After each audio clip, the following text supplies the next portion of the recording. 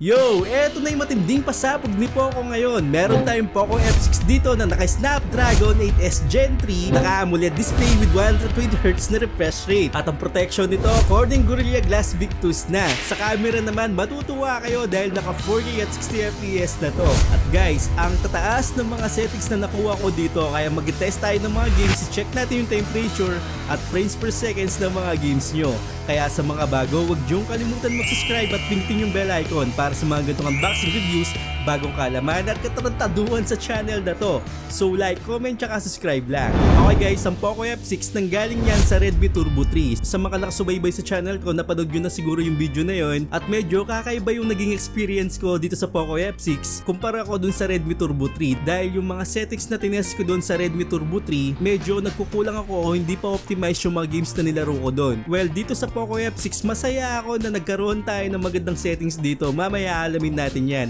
At marami tayong pag-usapan dito sa phone na to at papaliwanag ko na rin sa inyo mamaya kung anong malakas, Snapdragon 8 Gen 2 ba o itong Snapdragon 8S Gen 3. At isama na rin natin yung Poco F6 dito kung anong pa talaga yung malakas. Kaya magsimula muna tayo sa unboxing niya. Sa box meron tayong ganyan box at halos ng mga box ng Poco may black and yellow combination at hindi talaga nagbabago yung mga box nila. Then sa loob ng box ito hindi nagbago yung charger niya. Meron pa rin tayong 90 watts na fast charging. Kung matatandaan nyo yung review ko sa Redmi Turbo 3, sinabi ko doon na baka 67 watts lang ibigay nila.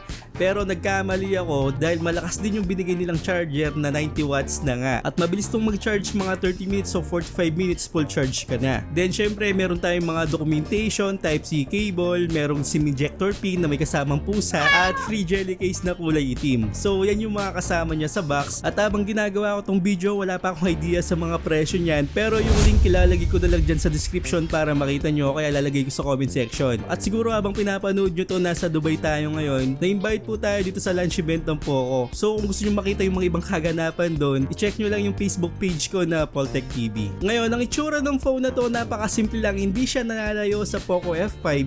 Pero ang nagustuhan ko dito, hindi siya fingerprint magnet tapos hindi kapitin ng dumi talaga yung back panel nito kahit anong gawin mo.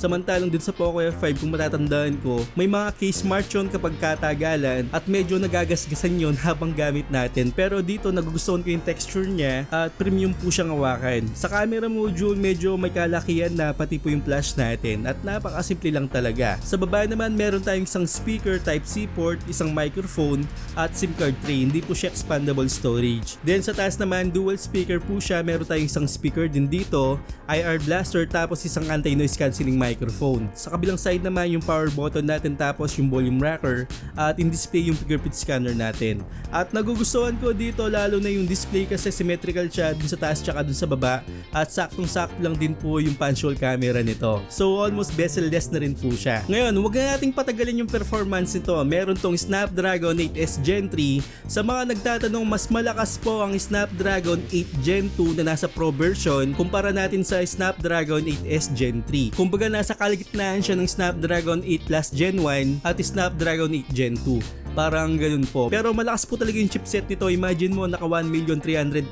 points na tayo o maabot na rin po siya ng 1,400,000 points. At malakas-lakas po yung GPU nito. Ang room temperature ko dito habang nag-test ako is nasa 34 degrees Celsius, which is mainit po talaga yan at hindi tayo komportable sa init na ganyan.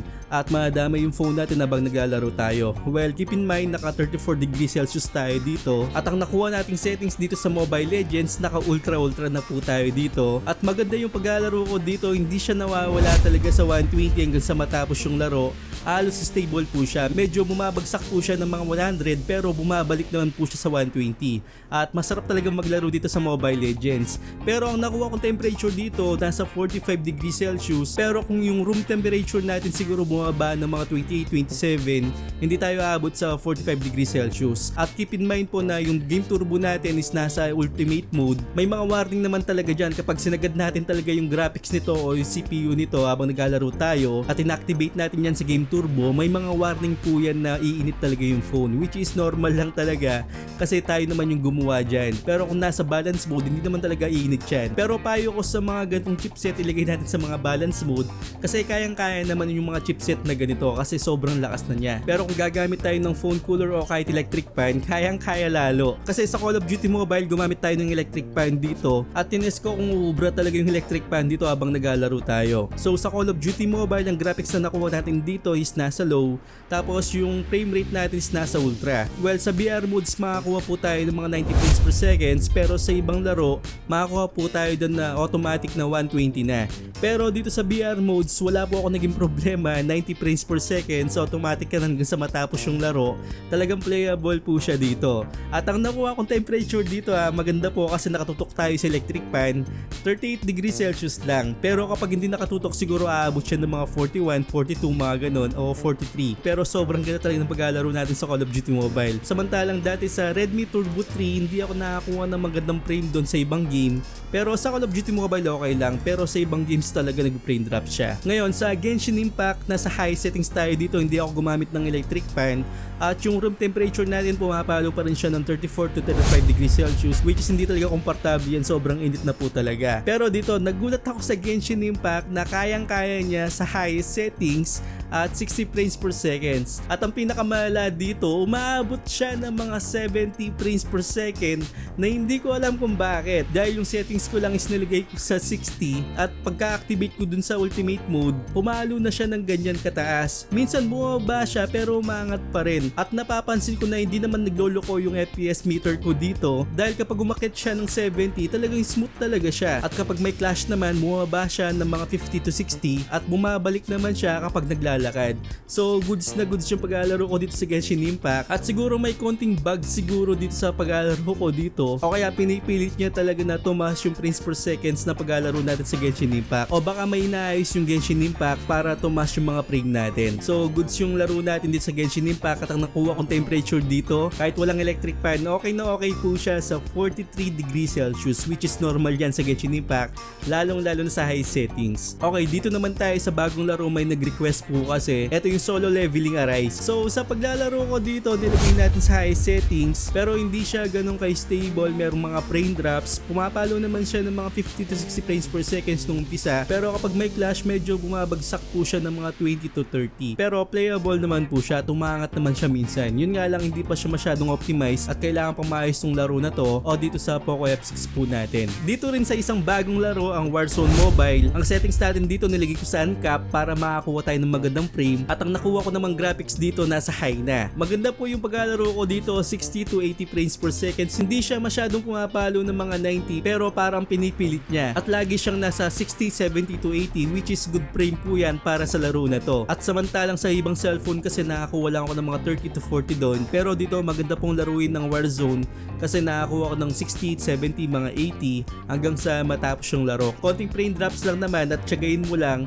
malaro na natin tong Warzone Mobile na to. Sa Punishing Gray Raven naman, wala kayong magiging problema, nakakuha tayo ng 50 to 60 frames per seconds at maning-mani lang po yung Punishing Gray Raven na to dito sa Poco F6. Sa Wild Rift naman, nakakuha tayo ng 120 tapos nasa high yung settings natin at stable po siya nung umpisa sa 120, tapos pag may clash naman 90 to 100. Sa 10 minutes naman nakakuha ako ng 90 to 100 at sa clash naman sa 10 minutes 80 to 90, which is wala po siyang major frame drops at normal po yan sa paglalaro ng Wild Rift kahit anong phone. Kahit na mataas pa po yung chipset natin, yan pa rin yung makukuha natin at stable po yung mga frame na makukuha natin, hindi siya bumabagsak ng mga 60 to 40. Masaya ako na nakakuha pa rin tayo ng 80 to 90 kapag may clash hanggang sa matapos yung laro.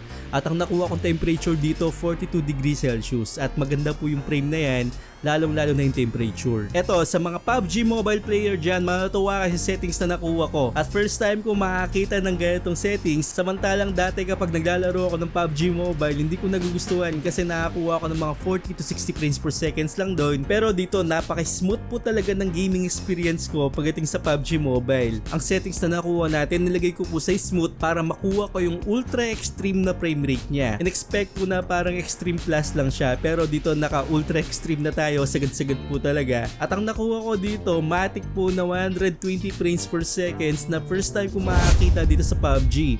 At ang nakukuha kong frame dito habang naglalakad tayo kahit may clash o kahit nabarilan dyan, nakakuha pa rin tayo ng 100 to 120 frames per seconds. Talagang kayang-kaya po yung PUBG Mobile. At alam ko na mga gulat yung mga PUBG player dyan na nakakuha tayo ng magandang frame dito sa phone na to. So masaya po talaga ako na nakakuha ko ng mataas na frame dito sa PUBG Mobile. Playable po talaga siya halos ng mga games at kayang-kaya niya po talaga. Yun nga lang, ang pinakapayo ko talaga sa inyo kapag gagamit tayo ng malakas na chipset tulad nito, gumamit tayo ng electric fan o kahit phone cooler lang para mas maganda yung gaming experience natin dito. At ang pinaka-cons ko talaga ngayon sa mga Xiaomi o Poco phones, wala pa rin tayong bypass charging sa ngayon na meron na sa mga ibang brand. Sana magkaroon po tayo ng bypass charging pagdating ng panahon at may implement yan sa mga ganitong devices. Okay, masabi ko ngayon na gumagana yung game turbo nito. Samantalang dati hindi ko siya maramdaman, pero ngayon umaandar na po talaga siya. Talagang kapag nilagay ko sa ultimate o kaya dun sa balance mode, nag-iiba po talaga yung frame. Samantalang dati kahit na nasa balance mode tayo o ultimate mode o monster mode pa yan, hindi nagbabago yung frame. Dito nagbabago na yung frame at gumagana na po yung game turbo niya. At meron tayong mga settings dito, mga voice changer at kung ano-ano pa. At may graphs dyan pero hindi mo mapapansin yan kapag hindi mo ina-activate yung game turbo niya o kapag hindi mo siya tignan. Medyo hindi siya accurate o hindi talaga siya accurate para sa akin. At meron pa rin tayong mga video toolbox dito, ganyan yung mga settings niya. Magagamit natin yan sa Netflix o kaya dun sa YouTube. Pero wala na tayong play video while screen off kasi tinanggal na po ng Google. At dito muna tayo sa display bago natin pag-usapan yung camera. Sa display meron tayong AMOLED display, 68 billion colors, 120Hz na refresh rate, naka Dolby Vision HDR10 Plus at pwede po to sa mga rider natin sa Lalamove o Grab driver dahil yung nits brightness nito naka 2400 nits na at malakas po talaga yan. Kahit sa arawan makita natin yung screen natin. At yung protection nga po nito is Corning Gorilla Glass Victus na at matibay po talaga yung protection na yan, pero glass is glass pa rin. Kailangan natin gumamit ng mga tempered glass para maproteksyonan natin lalo itong Poco F6. Siyempre anong maasahan natin sa AMOLED, black is black talaga at kahit anong angle maganda siyang tignan, infinite contrast at talagang maganda po talaga kapag sinabing AMOLED. Lalong-lalo na meron tayong AI image engine na makikita lang natin sa mga flagship na phone. Tapos meron tayong super resolution, AI HDR enhancement at yan lang pong dalawang meron natin. Nawawala po dito yung MEMC features. Siguro sa Pro version meron nun, pero dito at least meron pa rin tayong ganito, hindi nila inalis. Sa Netflix naman naka wideband L1 na rin to, meaning na full HD na yung mapapanood natin sa Netflix at magandang sinyalis yan sa mahilig sa mga movies tulad ko. Okay, gusto ko rin malaman yon na naka IP rating na rin po to na IP64 dust and water resistant. So ibig sabihin na kahit mabasa sa ulan o mahalikabukan, hindi po masyadong tatamaan tong phone na to. At magandang protection po yan para sa mga ganitong phone, lalong-lalo na kung iingatan natin ng matagal. Then naka HyperOS na rin tayo dito, Android 14 na rin po siya. Okay, moving on dito sa camera niya. Sa back panel meron tayong 50 megapixel na rear camera at meron lang tayong nag-iisang 8 megapixel na ultra wide. Then sa front facing camera naman po niya, meron tayong 20 megapixel front facing camera. So eto naman yung mga nakuha nating photos dito. Maganda po yung photos na napoproduce niya. Typical talaga na mid-range phone po talaga to. Maganda po yung pinoproduce ng kulay blue, tapos yung kulay green okay po siya. Yung sharpness tama lang po. Hindi siya ganun ka-impressive, pero kung ikukumpara ko siya sa Poco X6 Pro, mas maganda po yung pinoproduce ng phone na to at may detail sa sharpness. Hindi siya parang dull na katulad dun sa X6 Pro. Dito may mga sharpness talaga at mas balanse yung kulay at kalmado na po siya. Talagang mapapakinabangan po natin yung mga photos na nakuha natin dito. Lalong-lalo na meron tayong mga adjust dito para sa exposure.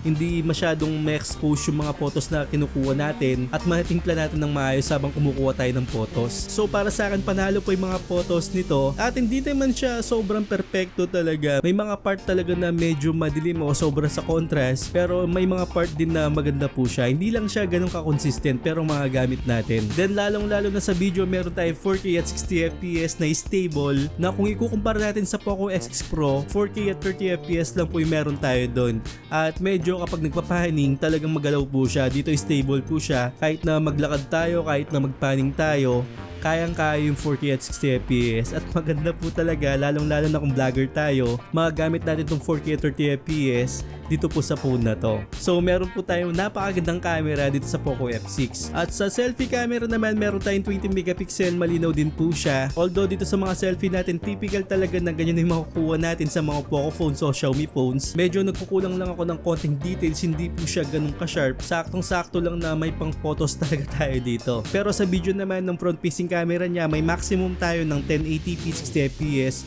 Stable po siya at meron naman po siyang EIS, kaya sa mga vlogger dyan, kayang-kaya po pang vlog tong Poco F6 natin. At bago ko rin makalimutan, meron tayong dual video dito sa phone na to at magagamit po natin yan. Kasi may mga nagtatanong na gustong-gusto talaga yung features na to na dual video nga po. At sa 1080p at 60 fps naman, meron din siyang stabilization. Kahit na maglakad po tayo dyan, stable pa rin siya. At meron din talagang gumagamit ng 1080p at 60 fps dahil minsan ayaw nila talaga yung 4K at 30 fps o 60 fps kasi maksaya nga sa storage. Pero dito kahit gumamit tayo ng 1080p at 60 fps, same lang din po sa 4K at 60 fps na stable video nga po. Yun nga lang hindi siya ganun ka-sharp na katulad sa 4K at 60 fps. Kahit na isumpa natin yan na 4 times, mas malinaw siya unlike sa mga 1080p at 60 fps. Pero magagamit naman po natin talaga yan. So ayun, sana nakatulong po ako sa inyo. Kung may tanong kayo, ilagay nyo sa comment section. At sa mga naghahanap po ng link, nasa description box lang po. Then yung mga nasa Premiere, sobrang salamat po talaga sa inyo. Alam nyo kung sino po kayo. At kung nandyan na rin lang kayo, sana i-like nyo tong video at mag-comment na rin kayo kung ano nagustuhan nyo sa Poco F6 natin. At sa mga bago naman, huwag nyo kalimutan mag-subscribe sa channel ko at hit yung bell icon para sa mga ganitong unboxing reviews, bagong kalaman at katarantaduhan sa channel na to. Once again, ako po si Paul. Love me, hate me, you know you drive me crazy, but I know that I'll always be the one for you. And I know that we've made mistakes, but I know